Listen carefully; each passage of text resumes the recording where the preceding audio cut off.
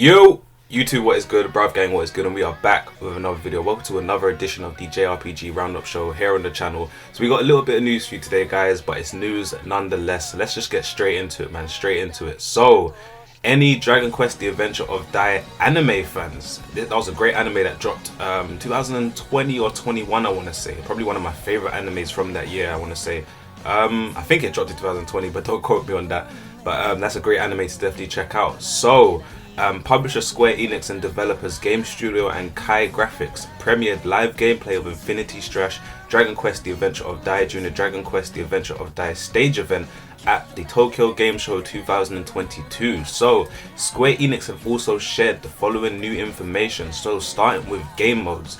In Infinity Strash Dragon Quest: The Adventure of Dai, there are two modes. Story mode, in which players can enjoy the story of Dragon Quest: The Adventure of Dai, TV anime, and original dungeon Temple of Memories, in which different enemies and stage mechanics appear each time you play. The story mode. Story mode lets players experience the story of the Dragon Quest: The Adventure of Dai TV anime up until the Battle of Sovereign Rock Castle. Run through fields while controlling Avon's disciples Dai, Pop, Mam, and Hayunkel, and fight in thrilling battles against mighty bosses. There are also numerous CG movies reminiscent of anime scenes set out on an adventure with Dai and friends. So this is definitely a game I am 1000% looking forward to. The game looks beautiful, man. The graphics actually look beautiful, bro. They look just like the anime, so I'm definitely looking forward to this. We definitely got some screenshots and some gameplay here as well of the game, and the game looks amazing. So continuing on with the article, Temple of Memories. Temple of Memories is an original layered dungeon in which different enemies and stage mechanics appear each time you play. The various choices you make are the key to clearing this dungeon, and depending on those choices, your character's abilities may be strengthened or encounter a powerful enemy. So, original growth system, Bond Memories. As you progress on your adventure, you will be able to obtain items called Bond Memories. Each character can be equipped to Bond Memories, which will increase their various stats such as attack power or HP according to the equipped memory. When you first acquire a Bond Memory, a one-shot scene of that memory from the original comic will play out. So, Infinity Strash Dragon Quest: The Adventure of Dai is in development at the moment for PlayStation 5, PlayStation 4, Nintendo Switch, and PC via Steam. A release date has yet to be announced, but it will launch simultaneously worldwide. So far, from what I'm seeing from the screenshots of this game, it's looking like it's gonna be, and the gameplay trailer as well, by the way. There's like gameplay from the Tokyo Game Show. Sorry about that. The gameplay does look like it's going to be more of an action-based RPG, which I am definitely looking forward to because it does suit the theme of Dragon Quest: The Adventure of Dai anyway.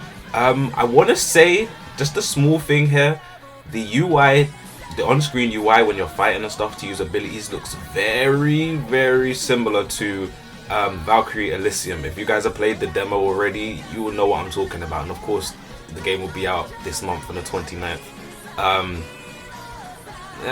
Square, that's a little gripe there, but I'm not mad at it. Square probably just recycling a few assets here and there, but this does look like they've kind of recycled the UI from that, basically. Just a small gripe. I know it's got a little twist on it, but it does look very, very similar to the Valkyrie Elysium UI on screen, which I'll be leaving some screenshots anyway so you guys can compare for yourselves, but it does look pretty similar to that. But on the other hand, the gameplay does look really good. It looks really, really good. For a game that's in development already, it looks pretty much finished to me. So, so far, this looks really, really good, man. I'm a big fan of the anime as well. Anything that's Dragon Quest related, I'm a big fan of, and especially The Adventure of Dai. That was probably one of my favorite animes from that year. But yeah, definitely be on the lookout for that. So at the moment, that game is in development. So that is Dragon Quest Infinity Strash, The Adventure of Dai, and that game is in development at the moment for PS5, PS4, Nintendo Switch, and PC via Steam. So next piece of news, let's get straight into it. So we don't know when this game will be dropping. We don't know, but we got some news nonetheless. So the next trailer for Final Fantasy 16 will likely release in October, according to producer Naoki Yoshida. So Final Fantasy 16 was a recipient of the Future Division Award at the Japan Game Awards 2022, held as part of Tokyo Game Show 2022. Yoshida accepted the award on behalf of Square Enix. On stage, when asked the question during an interview in June, "You said the next new information would come out this fall." Yoshida responded, I haven't gotten a chance to talk to the marketing or public relations teams at all, so I'm not sure how much I'm allowed to say. But I think we'll probably be able to release the next trailer next month or so, and after that I hope to be able to give a rough idea of when it will be released. So Final Fantasy is due out for PlayStation 5 in summer 2023, and of course we do not have a release date. So here is in the hopes that Final Fantasy 16 does get a release date on the next trailer that does release. I really don't think fans really want to see any more gameplay, to be honest. The game looks beautiful. I want to say that the game does definitely look beautiful. I'm pretty interested to see the route that they take with the gameplay, especially. But I think fans are just pretty much looking forward to a release date. Fans are definitely looking forward to a release date. A trailer is likely due out in October, he says, but we hope that we can get a release date, because summer 2023, I mean, that could be any time, and the game could get delayed or anything else. Me personally, I want to say, this is my personal opinion, I believe the game is not finished. It's far from finished, and I'm praying that we do get a release date in October, but I can't see it happening. I think it will just be more of a gameplay trailer, and then probably push in the summer 2023 release, but I don't think we'll get an official release date. Here is in the hopes that we do get an official release date, but I just don't think this game is ready to go yet, man. I don't think it is yet. So it would have been nice to at least see some full gameplay, but it's definitely not ready yet. But that will do it for that. So that is next. The next Final Fantasy 16 trailer is likely due out in October, so be on the lookout for that next month.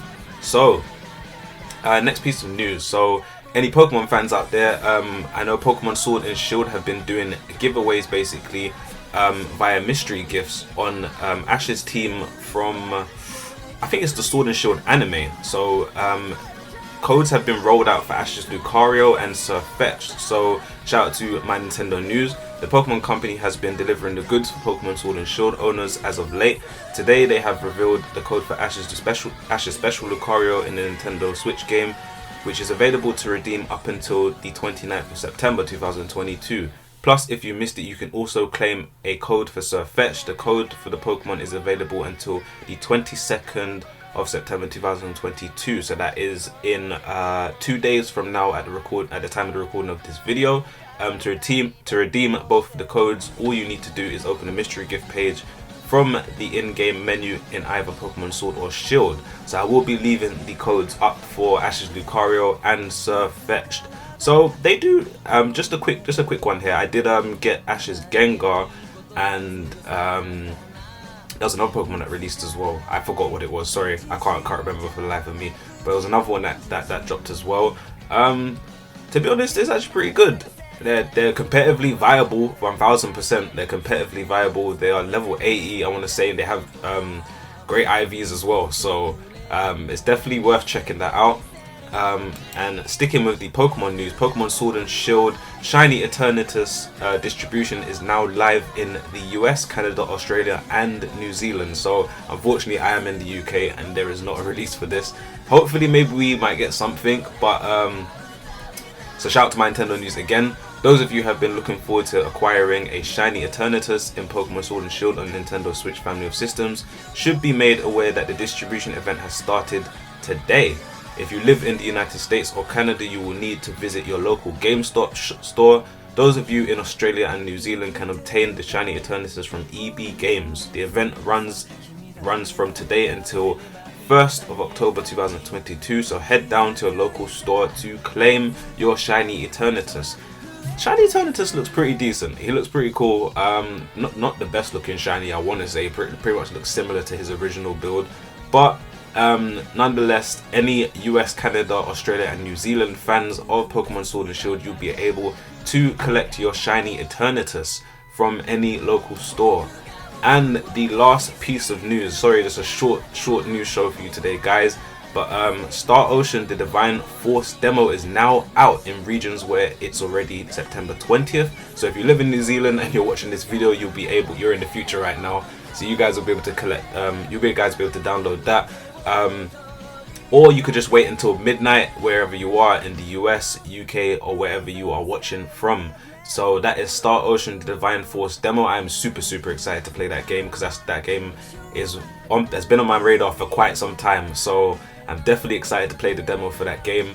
There's been a lot of demos releasing recently as well. Of course, the Valkyrie Elysium demo released recently, and also another game by Team Ninja, Wolong. That's a great demo, by the way. Very similar to the Neo games developed by Koei Tecmo. So definitely check that out as well too, guys. That is a very good RPG as well. Very similar to the Soul series. So that is Star Ocean: The Divine Force. The demo is coming out on September 20th. So be on the lookout for that and make sure you guys play that. So that will do it for today's show, guys. Just a short piece of news for you today, guys. But yeah, that will do it from me to you. This has been your bruv, the big bruv. Please like, sub, share if you do, and I'm gonna catch you guys on the next video. I'm out.